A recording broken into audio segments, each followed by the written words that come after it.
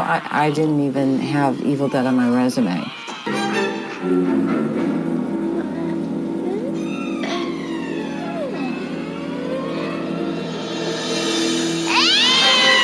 Even today, even to our closest friends, it's a surprise sometimes. Shut it off. Kanda. Shut it off. Kanda. I had been embarrassed about the film for 20 years. I finally realized if I would get a sense of humor about it and start meeting the fans and finding out what it was all about, that might be the best way to go about it.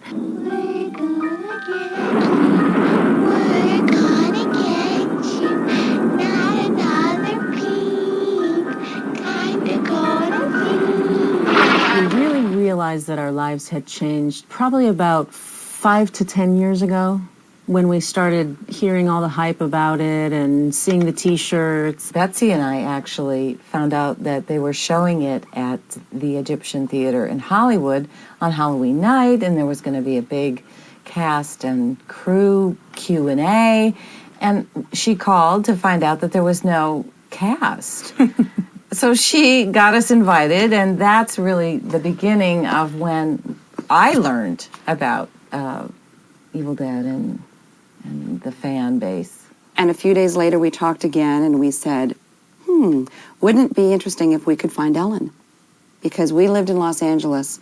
We knew she lived in the Detroit area, but we didn't have any contact, numbers for her. We finally tracked her down, and at that time, a few years ago, we actually did not even know how to do a three-way calling or conference calling. So we actually met. I went over to Teresa's home.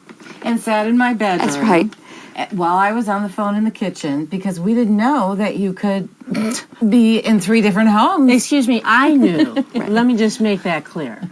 I, in Detroit, knew that conference calls were possible. Go ahead.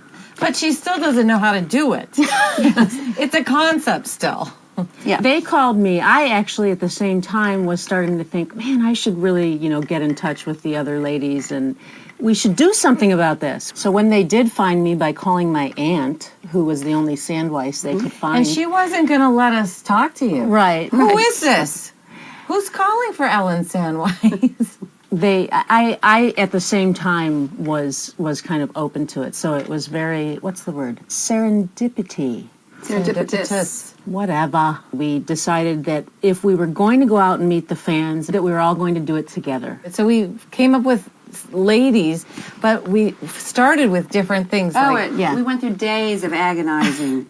We emailed each other. We thought about it. We would Women get back of to the each other. Evil Women, Dead. dames, That sounded too chicks. loose. Right. Women of the Evil Dead. It sounded too proper. Broads. The women of the Evil For Dead. girls, no. Forget girls.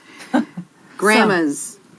Sluts. We actually went to a small convention here in the Los Angeles area. And we traveled incognito. Oh, to see what it was We literally all about. put jackets on, sunglasses, and paid the fees to go in, and we walked around and checked it out. And we said, ooh, these people have pictures, these people have banners, these have pens. Listen, I didn't even know horror conventions existed.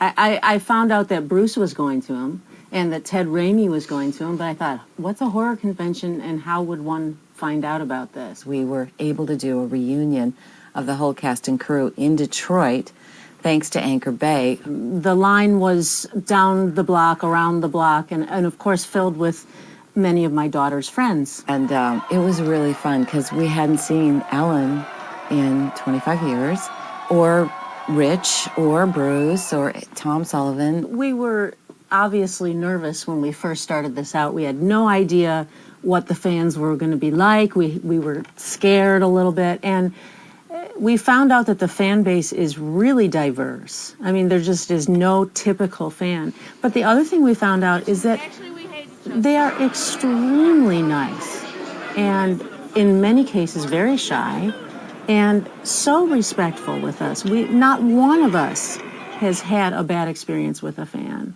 Not one of us has had a stalker or, it's just been an absolute pleasure. It really has. It was so funny when we first started going out on conventions, just the craziness and sort of the ignorance that all of us had.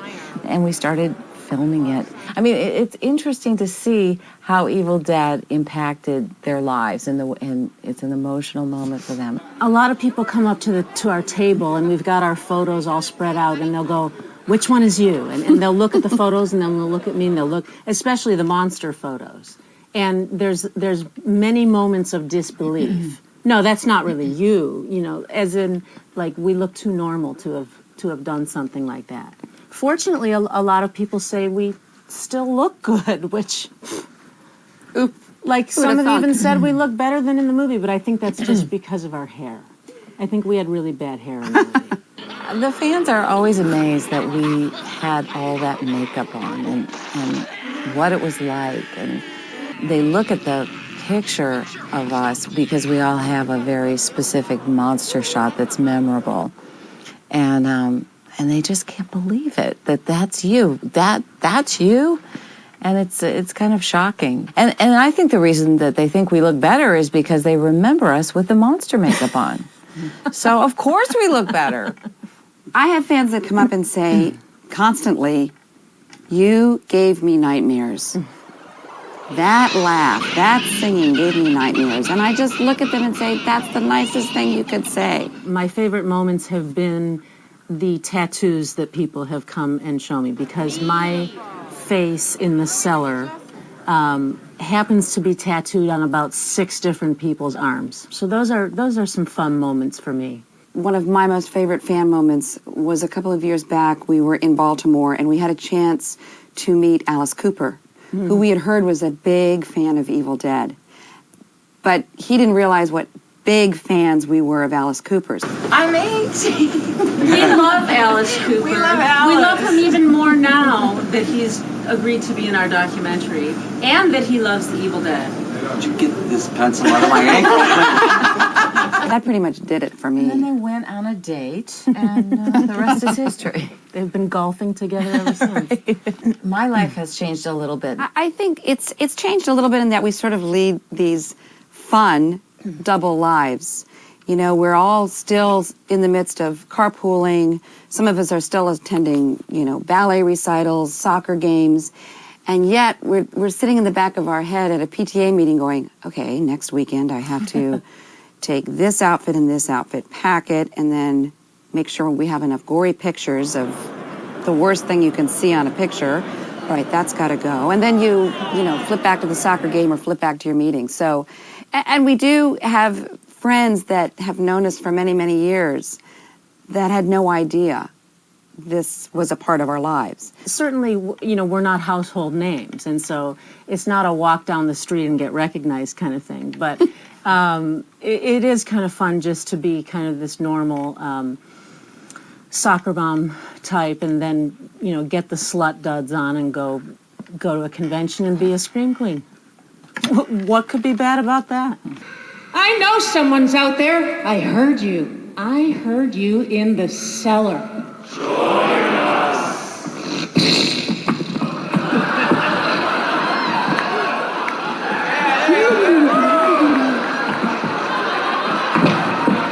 Oh my God, she's gonna do the whole thing! Actually, most of my friends have never seen it. Even though it is a huge cult legend, there really are people out there who don't know about the Evil Dead.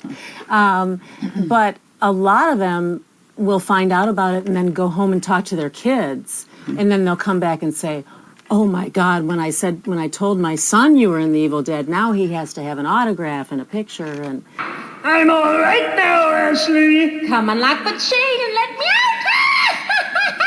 I'm all right now. It's your sister Cheryl. You bastards. Why are you torturing me like this? Why?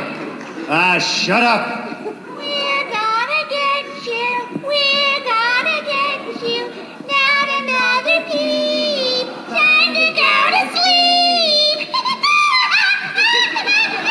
We've had people that are friends of ours that want to do magazine articles or want us to meet their relatives, or they will have their teenagers call us from college. "You're really Betsy Baker. That's amazing. You were my soccer, commissioner. I can't believe it." So it's been pretty exciting. I think there's just always going to be a segment of society, in this case, a huge segment, that love anything that's just so over the top. I think the movie endures for some of the obvious reasons that it was just a good scare. We just saw it the other night. We did a commentary, which is always fun to do. And every time I see it, I get scared. I do think that Sam knew what he was doing at a very young age. And we were all so just enthusiastic about doing whatever Sam wanted us to and making it work. And it just turned out to be a campy, funny, scary movie that you want to watch while you're eating popcorn and drinking beer. And it works. God knows what else. And God knows. We don't know. Well, I just want to thank the fans. I tell you, we really can't thank them enough because they really make our day when they come and see us, when they write us an email. It is really, really exciting after all these years to meet the fans. And I know that sounds hokey, but we're really sincere when we say that. It's really a pleasure to meet the fans and to know how much they enjoyed the movie. We worked our little bonds off. Now